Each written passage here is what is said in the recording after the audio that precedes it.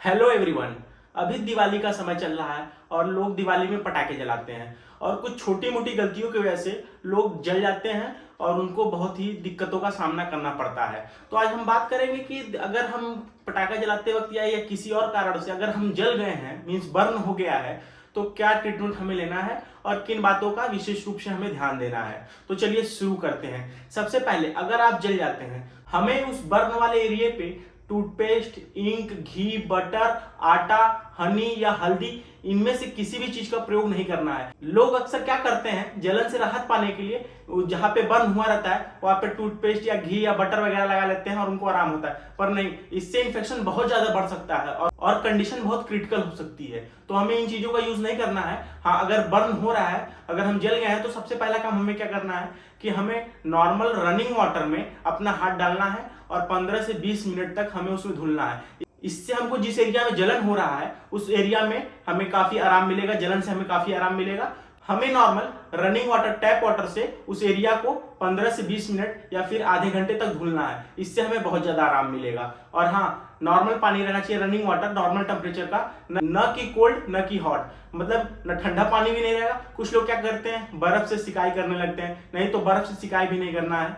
और हाँ, कॉटन का यूज नहीं करना है। जिस एरिया पे हम जले हैं अगर वहां पे आप कॉटन का यूज कर देंगे तो कॉटन जो होता है उस एरिया पे जाके चिपक जाता है, तो फिर आगे चल के हमें बहुत दिक्कतों का सामना करना पड़ता है। कॉटन का यूज नहीं करना है। कॉटन बैंडेज जो आते हैं मार्केट में उनका यूज कर सकते हैं। गॉज पैड्स का यूज कर सकते हैं, कुछ गॉज पैड्स आते हैं मार्केट में, उसका भी यूज कर सकते हैं। और कॉटन के जो गॉज होते हैं उनका भी यूज करके हम उसको एरिया को कवर कर सकते हैं। और हाँ, हमें कोई घर का कपड़ा नहीं बांधना है, उससे भी इंफेक्शन बढ़ सकता है, तो घर के कपड़े वगैरह को नहीं बांधना है और उसको क्लीन करके रखना है। ये बर्न जो कि 4 टाइप्स के होते हैं, first degree, second degree, third degree और फोर्थ डिग्री। फर्स्ट और सेकेंड डिग्री का जो बर्न है हम उसे घर पे ही ठीक कर सकते हैं, पर जो थर्ड और फोर्थ डिग्री का बर्न है उसके लिए हमें पेशेंट को हॉस्पिटलाइज करना पड़ता है, जिसमें कि उसको बर्न यूनिट में रखा जाता है और उसको स्पेशल ट्रीटमेंट दिया जाता है। तो यहाँ पे हम बात करेंगे फर्स्ट और सेकेंड डिग्री बर्न की, जिसमें क्या होता है, जो हमारी स्किन होती है उस पे सबसे पहले इपिडर्मिस लेयर होती है, फिर डर्मिस होती है, फिर सबक्यूटेनियस टिश्यूज होते हैं, फिर मसल्स होते हैं। देखिए, अगर हमारा इपिडर्मिस और डर्मिस में डैमेज आ रहा है तो हम उसको घर पे ट्रीट कर सकते हैं,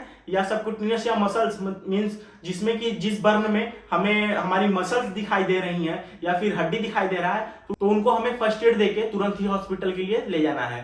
फर्स्ट और सेकेंड डिग्री में जो बर्न होता है उसमें हम कौन सी क्रीम्स यूज करते हैं, अब हम उसके बारे में बात करते हैं। तो मार्केट्स में जो क्रीम आती है, Silverex, SHD, mega heal, Soframycin. अगर हमारा जो बर्न है वो बहुत ही माइनर है, मीन्स बहुत ही माइनर सा बर्न हुआ है, तो वहां पे हम हिमालय की एक एंटीसेप्टिक क्रीम आती है, हम उसका यूज कर सकते हैं। नियोस्पोरिन, इसका क्रीम और डस्टिंग पाउडर दोनों आता है, हम दोनों का यूज कर सकते हैं। बेसिकली किसी एक चीज का, या तो क्रीम का या तो डस्टिंग पाउडर का।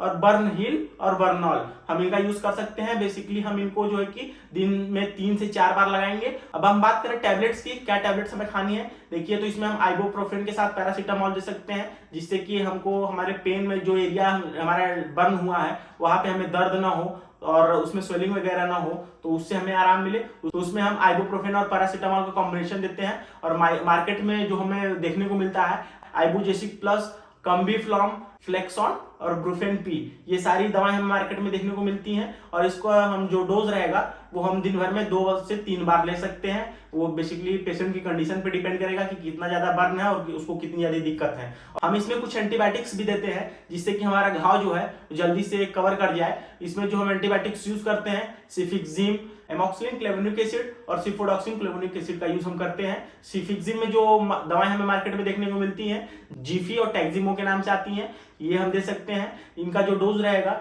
वो हम बीडी भी दे सकते हैं, सुबह शाम भी दे सकते हैं। बेसिकली ये 200 mg में और 400 mg में आती हैं। वो पेशेंट के बॉडी वेट और उसी कंडीशन पे डिपेंड करेगा कि 200 mg देना है कि 400 mg देना है। और एमॉक्सिलिन क्लेवोनिक एसिड में जो दवाएं मार्केट्स में आती हैं, मॉक्सिकैंड सीवी, क्लेवेन 625, एमॉक्सीक्लेव, मॉक्सीक्लेव 625, ऑगमेंटिन 625 डुओ, ये सारी दवाएं हमें मार्केट्स में देखने को मिलती हैं। और इनका भी जो डोज रहेगा वो हम दिन भर में 2 से 3 बार दे सकते हैं, वो पेशेंट की कंडीशन पे डिपेंड करेगा। और सिफोडॉक्सिन में जो हमें मार्केट्स में देखने को मिलती हैं, गुडसेफ सीवी और जिडोसेफ सीवी और पॉलीपॉट सीवी, ये सारी दवाएं हमें मार्केट्स में देखने को मिलती हैं। ये बेसिकली 200 mg में रहती हैं और हम 200 mg पेशेंट को सुबह शाम दे सकते हैं। और अगर बर्न वाले एरिया पे इचिंग वगैरह हो रही है तो हम इसमें सिट्रजिन भी दे सकते हैं और साथ में एक मल्टीविटामिन दे सकते हैं जिससे कि रिकवरी फास्ट हो। जिंकोविट, न्यूरोकाइन गोल्ड, A2Z, सुप्राडीन, इनमें से कोई भी एक मल्टीविटामिन हम पेशेंट को दे सकते हैं। Thank you so much. अगर आपको वीडियो अच्छी लगी हो